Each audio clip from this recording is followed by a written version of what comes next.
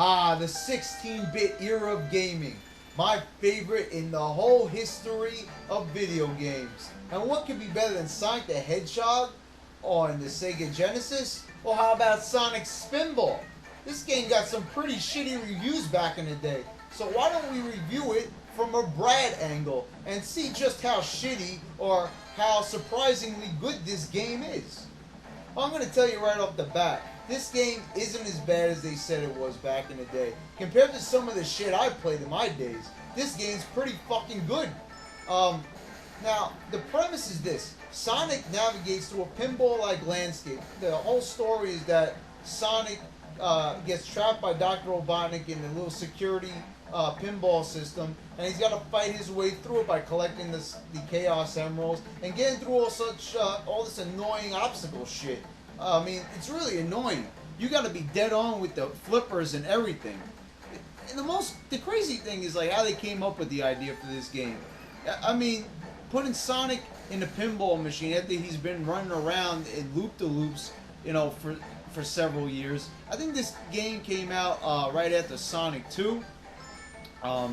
So you got to think what they were thinking in the Sonic team board meeting that day. They were probably like, Sonic could roll into a ball, and balls are in pinball machines. So why don't we put Sonic in a pinball game? Let's do it! And they did it, and it came out to some pretty good results, I gotta say. I mean, you know, this game is pretty fucking frustrating. A lot of times the controls are very slippery, and there's a lot of glitches. Oh god, is there a lot of glitches. I mean, did you see that? Right there was a fucking glitch. I went underneath that fucking flipper. That is goddamn unacceptable. I mean, seriously. Why the hell would I go under the flipper and then get on top of it all of a sudden? That's physically impossible. Whether it's the video game or not, it's still got to follow some physics to remain some type of order. I mean, my god. Like, in the first level, there's a fucking glitch in the first few minutes of the game. Give me a break. And look, I mean, you gotta do things multiple times in this game. You know, it's tedious as hell. I mean, this game feels like just a collection of chores until you can get to even the first Chaos Emerald and collect it. And the boss battles in this game are fucking shit. I mean, first of all, the bosses themselves can't even hurt you. The only way you can die in this game is if you fall into that shit I'm trying to avoid. Now, see, like, if I was to fall down into this, like, okay, look, see, you see how I'm going? And I'm going to go get the first Chaos Emerald now. I wasn't going to do this first, but now I'm going to do it. See, but if I fell into that shit, that ooze, I would die. And that's the only way you can die in this game, actually, is if you fall into a pitfall. You can't die from hitting any enemies because you're already in the ball. See, so you just bounce off them, and if you hit them enough times, they just explode. So you can't die by enemies. And, you know, actually that's kind of shitty. It's kind of stupid because the only way that you can lose in this game is if you fuck up, you know, and the flippers do that little glitch and you fall underneath them. A lot of times you die because of the fucking glitch. And that's really retarded.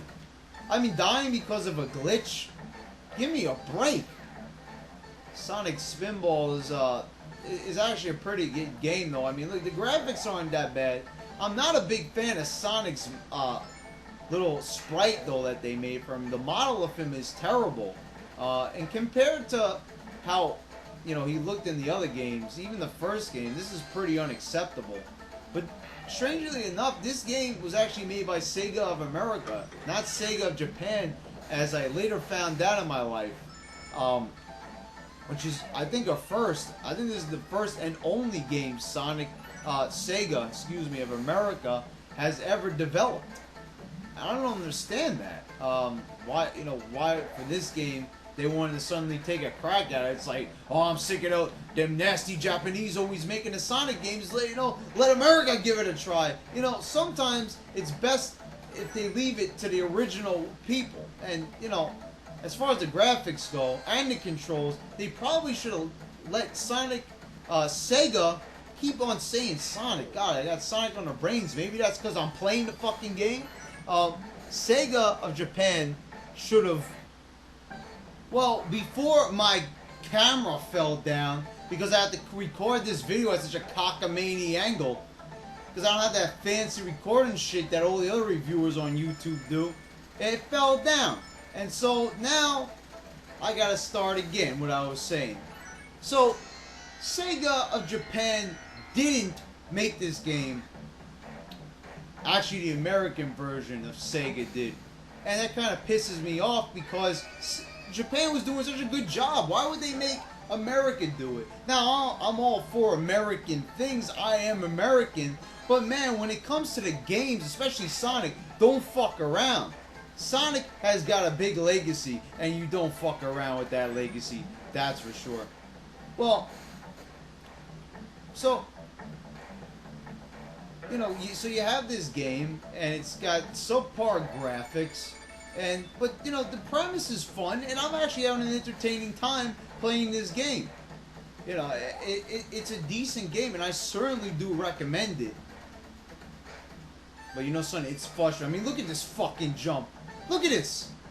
The controls are so awkward. You know something? I'm recording at a crazy angle. I'm staring at a Patron box that's been next to my TV for months, and I didn't even drink that. That was from one of my friends. You know, and I can't get on that flipper. There's glitches in this game. I'm losing my fucking mind.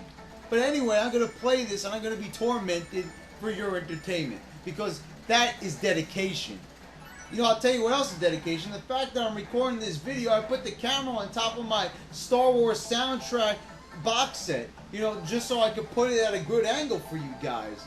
Damn, and I gotta play this game. And now the barrel's gonna start to move at the bottom. So if I fall in that ooze, I'm fucking toast. Damn, you know something? Reviewing these games is getting me hyped up as shit. And you see, by me talking about it, by me mentioning that barrel in the ooze, I fall into it. God, at least I got a decent score.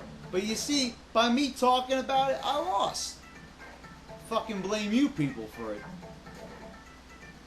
But anyway, I want to show you the boss, so I'm going to still keep playing this tormenting piece of crap. Look, I said this was a decent game, but, you know, it reaches a point where you just lose all your patience and all your frustration just pours through your mouth. I mean, man, and it's not even like a good boss is going to come up, you know, so it's almost like you're wasting your time, but don't you dare turn this video off because I'm not done talking yet. You know, and all the other enemies go away, but for some reason the clock still stays there. Man, you know, and I hate the fact that you gotta like work your way up through the level again. It starts you from the very beginning. It's not like it's a really long stage, but I hate the process of this game. How everything is like laid out vertically, and you just gotta work your way up. You know, certain things are just kind of annoying, and yeah, I know pinball machines are vertical. But look at this shit. You go into the warp and it sends you right back. I don't want to go back there. I want to go upward. And it keeps sending you through this same loop. God, it's annoying as hell. And finally I reached the boss room. And you're going to see exactly what lies ahead. Now, it's a pretty cool looking boss. It's a Robotnik robot that looks like Robotnik. And he's a scorpion. And again, you can't die by getting hit by him, which is amazing. This is the first time probably in video game history where you can't die from the boss's attacks. This is the first time in a Sonic game, or ever again, that they would do this in a Sonic game. For some reason I can't get up there the most. See, the way you beat him is all you gotta do is just go into the tail, underneath the tail, and just keep hitting him. I mean, it's almost kind of retardedly easy. It's almost like, why did they even bother? See, and that's what makes it challenging, is that you'll fall through the bottom. You know, that's just as annoying as hell.